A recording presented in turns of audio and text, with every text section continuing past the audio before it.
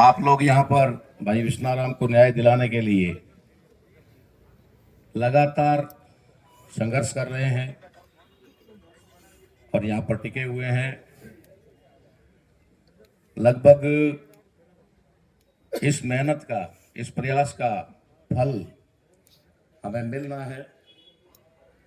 भाई विश्नाराम को न्याय मिल रहा है और इनके परिवार को भी न्याय मिल रहा है। लगातार होने वाली वार्ताओं में शायद सरकार की तरफ से कुछ मैसेज जो था वो हमारे विधायकगण मौजूदा जो है वो लेकर के पहुंचे और प्रशासन चूंकि सरकार के ही दिशा निर्देशों में काम करता है तो उन लोगों को भी जो सरकार की तरफ से निर्देश मिले उसके मुताबिक जो भी सहायता राशि का मामला, गिरफ्तारी वाला मामला हमें अधिकारियों ने संतुष्ट कर दिया कि नामजद है और हम किसी भी कीमत पर छोड़ने वाले नहीं है। तो एक दो दिन का सब टाइम तो लगता है, अपन सब लोग जानते हैं। तो हम लोग उनकी कार्रवाई से लगभग संतुष्ट हैं। हमारे संभागीय आयुक्त मैडम वो भी आ गए थे, आईजी साहब भी थे, कलेक्टर साहब और एसपी साहब तो थे ही, और हमारे 3 मौजूदा सरकार के विधायक महोदय भी थे और बाकी सब जो टीम यहाँ से गई थी। उनके बीच में सरकार की तरफ से, हालांकि ये बात मुझे लगता है कि आदूराम जी को घोषणा करनी चाहिए और करेंगे भी, और बाकी जो सरकार की तरफ से जो पैकेज होता है वो 60 लाख रुपए का पैकेज है। 60 लाख रुपए का पैकेज है और बाकी जो घोषणा सरकार की तरफ से है वो मैं चाहूंगा कि आदूराम जी स्वयं अपने मुख से करें। और ऑल ओवर बात यह है कि जिस तरीके से ये हत्याकांड हुआ है उसके अंदर एक मानवता के नाते या सरकार की जिम्मेदारियों के नाते एक सहायता, राहत या रिलीफ कोर्स जो भी कहते हैं अपन लोग, वो एक अनिवार्य है और वो हमने प्रयास करके काफ़ी कुछ हद तक करने का प्रयास किया है।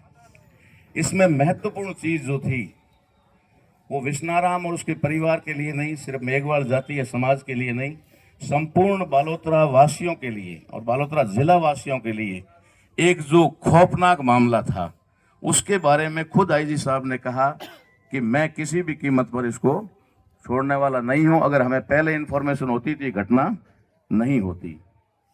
और उन्होंने यहाँ तक भी कहा कि भविष्य में भी अगर आपकी नज़र में ऐसे और भी कोई लोग हैं तो उनकी भी खबर हमारे तक पहुंचाओ। तो महत्वपूर्ण मामला तो हमारा ये था कि अपराधी को सजा हो और पब्लिक को, यहाँ के सर्व समाज के लोगों को राहत मिले, जिसकी वजह से सारे मतलब पीड़ित थे, त्रस्त थे। तो ये हमारे लिए महत्वपूर्ण ज़्यादा था। फिर भी अच्छा है कि सरकार ने भी हमारी बात को सुना और विधायक गणों ने भी अपना जो भी प्रयास किया उसके मुताबिक 60 लाख का वो पैकेज है और इसके एक्स्ट्रा जो विधायक महोदय यहाँ करेंगे वो अभी आपके सामने खुद ही कर देंगे। बाकी अपन लोग चाहें तो अपन लोग भी इस परिवार को छोटी छोटी सहायता 100 रुपये, 50 रुपये, 200, 100, 500 रुपये कर सकते हैं। तो ये परिवार को आप जो ऊपर जो एक पहाड़ गिरा है वो फिर से मतलब संभल सकता है। तो मैं इसके अलावा कोई बात तो शायद हो गई ना। हाँ, संविदा के ऊपर नौकरी, वो भी हमने मांग ये रखी थी कि नौकरी संविदा पे नहीं परमानेंट देनी होगी।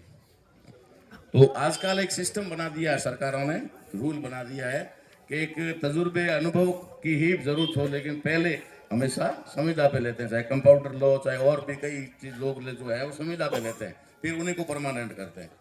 तो मैडम ने भी कहा, डीसी मैडम ने भी और कलेक्टर साहब ने भी आश्वासन दिया है कि इसको हम लोग हर हालत में, और सरकार के भी नुमाइंदे हमारे बीच में ही थे, इन्होंने भी कहा कि भाई हो सकता है 1 1.5 साल का समय जो भी होगा, लेकिन उसके बाद में जैसे ही कोई भर्ती होगी उसमें हम इसको परमानेंट कर देंगे।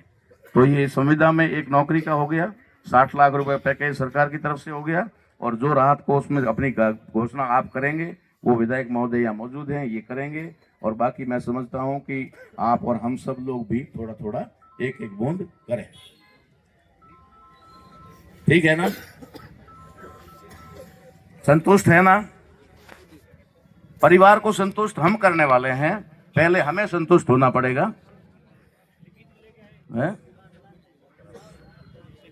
नहीं 60 लाख 60 लाख रुपए का पैकेज है सरकार की तरफ से, 60 लाख रुपए का, ठीक है ना?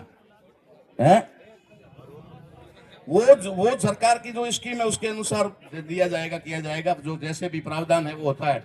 अपन लोग जानते हैं ना कि एमएलए फंड के या कोटे के पैसे अपने पास कैसे आते हैं, समाज के लिए कैसे आते हैं, छात्रावासों के लिए कैसे आते हैं, वो प्रोसेस तो पूरे करने पड़ेंगे, हो जाएगा। लेकिन उन्होंने 60 लाख रुपए 60 लाख की घोषणा कर दी है और बाकी की ये करेंगे। तो मैं समझता हूं सीधा ही अपन ठीक